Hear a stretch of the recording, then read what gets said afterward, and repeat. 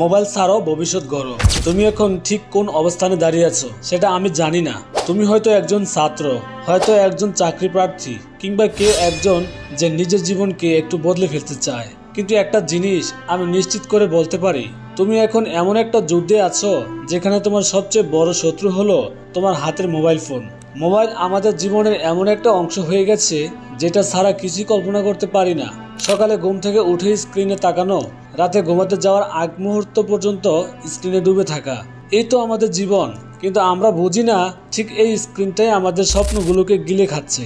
আমরা কষ্ট করে একটা স্বপ্ন দেখি, জীবনে বড় কিছু করার, পরিবারকে ভালো রাখার, নিজের পরিচয় তৈরি করার, কিন্তু দিনের শেষে যেটা হয় সেটা হলো ঘন্টার পর ঘন্টা শুধু সোশ্যাল মিডিয়া স্ক্রলিং, ভিডিওর পর ভিডিও দেখা, আর অসংখ্য অপ্রয়োজনীয় তথ্যে নিজের মন মস্তিষ্ককে ভরিয়ে ফেলা।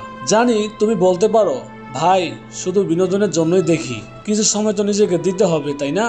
হ্যাঁ, দিতে হবে, কিন্তু একবার নিজেকে জিজ্ঞেস করো, তুমি সত্যিই নিজের জন্য সময় দিচ্ছ, নাকি তুমি ধীরে ধীরে নিজের ভবিষ্যৎ থেকে ধ্বংস করে ফেলছো? প্রতিদিন যে সময়টা তুমি ইউটিউব, ফেসবুক, ইনস্টাগ্রাম কিংবা টিকটকের কাটাও, সে সময়টা যদি তুমি নিজের স্বপ্নের পেছনে ব্যয় করতে, তাহলে হয়তো তুমি আজ এক ধাপ এগিয়ে যেতে, হয়তো আজ তুমি নিজের টার্গেটের খুব কাছাকাছি থাকতে। একটা সময় ছিল মানুষ স্বপ্ন পূরণ করতে দিনের পর দিন, রাতের পর রাত কষ্ট করত। এখন আমরা স্বপ্ন দেখি কিন্তু সময় দিই না। আমরা চাই সফলতা, কিন্তু বিনিময়ে কিছু ছাড়তে চাই না। মোবাইল আমাদের চোখের সামনে এমন একটা দুনিয়া তৈরি করেছে যেটা বাস্তবে নেই। একটা ভিডিও দেখে আমরা 2 মিনিটের জন্য মোটিভেট হই, তারপর আবার পরের ভিডিও, অথচ সেই ভিডিওর শেষে আমরা কিছুই করি না। কখনো ভেবে দেখেছো, প্রতিদিন তুমি যদি 1 ঘন্টা মোবাইল রেখে শুধু নিজের জন্য সময় দিতে, তাহলে 1 বছরে তুমি 365 ঘন্টা কাজ করতে পারতে, মানে প্রায় 15 দিন।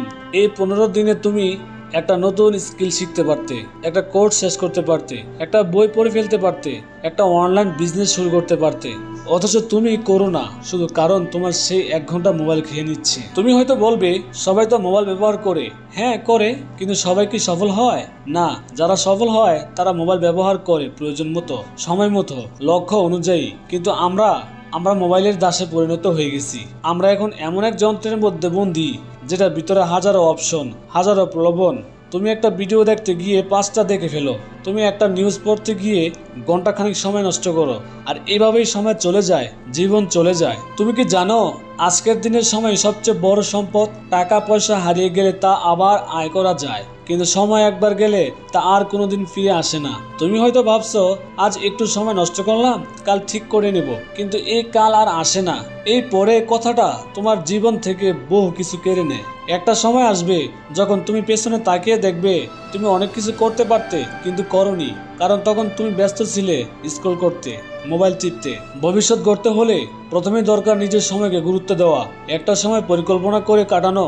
জীবনের প্রতিটা মুহূর্ত যেন তোমার লক্ষ্যকে এক ধাপ এগিয়ে দেয়। তার মানে এই না যে তুমি সারাদিন শুধু পড়বে, শুধু কাজ করবে।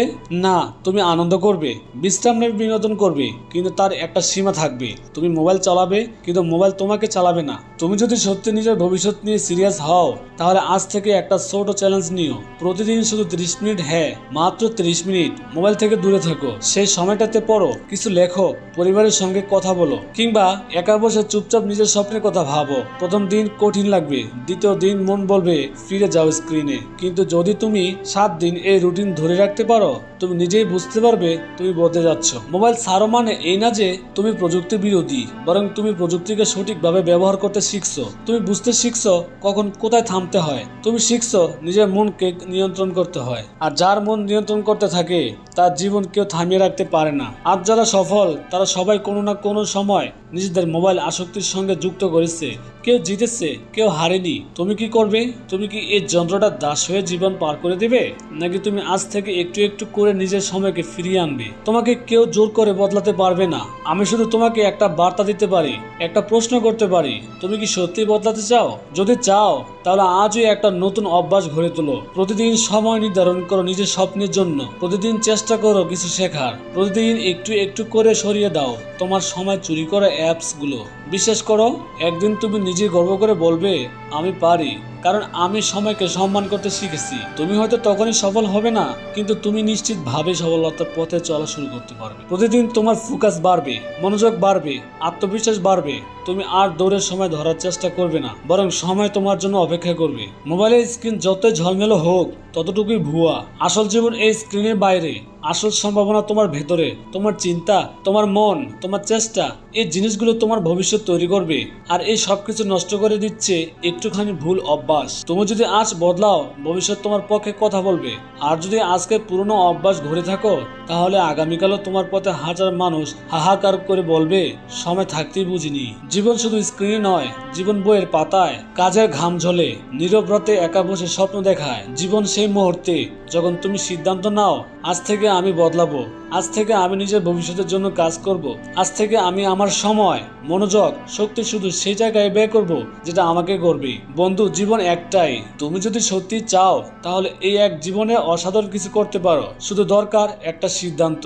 আজ থেকে মোবাইল কম, নিজের জন্য সময় বেশি। মোবাইল ছাড়াও ভবিষ্যৎ গড়ো, কেউ তোমাকে থামাতে পারবে না ইনশাল্লাহ।